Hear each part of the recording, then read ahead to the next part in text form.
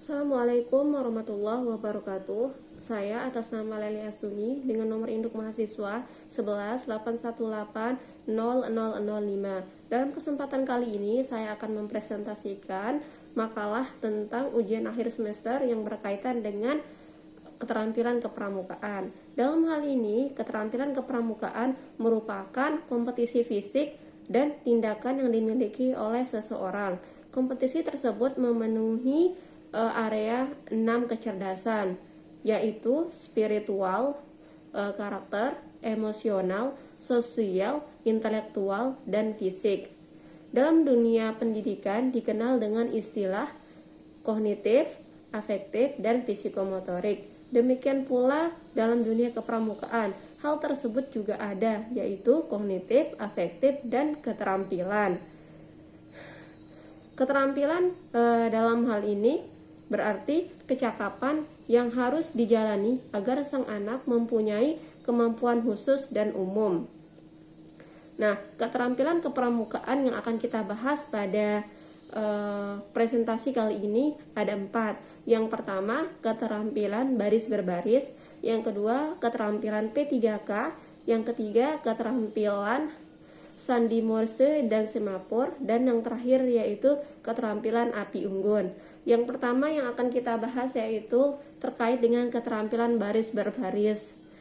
Keterampilan baris berbaris dalam hal ini menjadi salah satu hal yang sangat penting untuk dipelajari, karena memang tujuan dari PBB itu sendiri yaitu menumbuhkan sikap jasmani yang tegap dan tangkas, rasa persatuan, disiplin, sehingga dengan demikian senantiasa dapat mengutamakan kepentingan tugas di atas kepentingan individu dan secara tidak langsung dapat menumbuhkan rasa tanggung jawab. Nah, di sini ada pun instruksi dari baris berbaris, yaitu yang pertama ada yang namanya aba-aba, yang dimana aba-aba ini merupakan satu perintah yang diberikan oleh komandan untuk dilakukan bersama-sama. Nah, macam-macam dari aba-aba itu tersebut. Yang pertama, aba-aba petunjuk. Yang kedua, aba-aba peringatan. Dan yang terakhir yaitu aba-aba pelaksanaan. Nah, aba-aba pelaksanaan ini terdiri dari berbagai macam. Yang pertama yaitu gerak, jalan mulai, gerakan di tempat, gerakan berjalan, lencang kanan atau kiri, setengah lencang kanan atau kiri, lencang depan, berhitung, hadap kanan atau kiri, dan hadap serong kanan atau kiri. Yang kedua yang akan kita bahas yaitu keterampilan P3K. Dalam hal ini, keterampilan P3K merupakan salah satu kegiatan kepramukaan yang memberikan bekal peserta didik dalam hal pengalaman. Yang pertama, kewajiban diri untuk mengamalkan kode kehormatan pramuka. Yang kedua, kepeduliannya terhadap masyarakat atau orang lain. Yang ketiga, kepeduliannya terhadap usaha menciptakan citra gerakan pramuka di masyarakat. Nah, keterampilan pertolongan pertama pada kecelakaan merupakan seperangkat keterampilan dan pengetahuan kesehatan yang praktis dalam memberikan bantuan pertama kepada orang lain yang sedang mengalami musibah. Antara lain, pasien yang pertama berhenti bernafas, yang kedua pendarahan parah, yang ketiga shock, dan yang terakhir itu adalah patah tulang.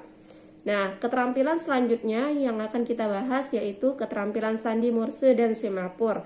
Dalam ini, kode Morse atau sandi Morse adalah sistem representatif huruf, angka, dan tanda baca dengan menggunakan sinyal kode. Kode Morse diciptakan oleh F.B. Morse dan Alfred Vail pada tahun 1835. Sandi Morse merupakan bentuk komunikasi digital awal dan kemudian terus dikembangkan dengan menambahkan beberapa tanda baca yang juga telah disepakati dalam dunia internasional.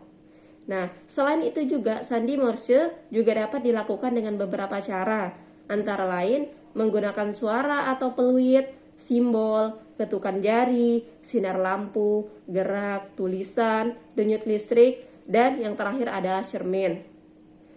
Nah, pembahasan selanjutnya berkaitan dengan semafor. Dalam hal ini, semafor ini bermanfaat sebagai salah satu cara untuk melakukan komunikasi jarak jauh. Semafor juga sering digunakan untuk kepentingan komunikasi militer. Nah, bendera semafor ini memiliki bentuk persegi dengan panjang 45 cm kali 45 cm. Dengan panjang kayu yang digunakan adalah 55 cm. Umumnya warna dari bendera semafor ini adalah kuning dan merah dan kuning. Karena merah dan kuning memiliki warna yang terang dan kontras. Nah, gerakan semafor terdiri dari 30 formasi yang masing-masing melambangkan huruf, angka, dan isyarat tertentu. Cara cepat belajar gerakannya adalah dengan mengetahui prinsip putaran arah jarum jam. Yang terakhir itu adalah keterampilan api unggun. Dalam hal ini, api unggun dalam pramuka merupakan salah satu kegiatan yang dilakukan di alam terbuka, khususnya pada malam hari. Kegiatan api unggun dapat menumbuhkan aspek kejiwaan, khususnya pada peserta didik, sehingga dapat dijadikan alat pendidikan kepramukaan.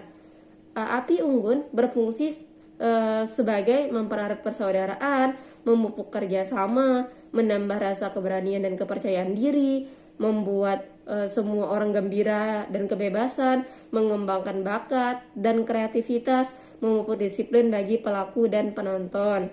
Nah, adapun tata cara pelaksanaan api unggun antara lain, yang pertama tempat dilaksanakannya yaitu di alam terbuka. Yang kedua, apabila dilaksanakan di tempat berumput, maka rumputnya itu harus dipindahkan terlebih dahulu.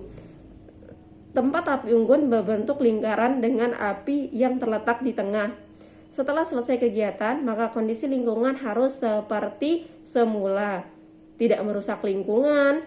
Untuk memeriahkan suasana dapat ditampilkan atraksi-atraksi pendek dan tegas dan dengan alat seadanya. Api unggun bukan tempat tontonan, jadi semua harus mengikuti acara. Dan yang terakhir adalah tidak diperkenankan membuat kegaduhan. Dan yang terakhir adalah kita akan membahas tentang bentuk-bentuk api unggun. Dalam hal ini ada 5 bentuk api unggun. Yang pertama, api unggun piramida segitiga, piramida bujur sangkar, pagoda tegak, pagoda roboh, dan bentuk kursi. Sekian, hanya ini yang dapat saya sampaikan. Semoga bermanfaat. Kurang lebihnya saya mohon maaf. Wabillahi taufiq wal hidayah. Wassalamualaikum warahmatullahi wabarakatuh.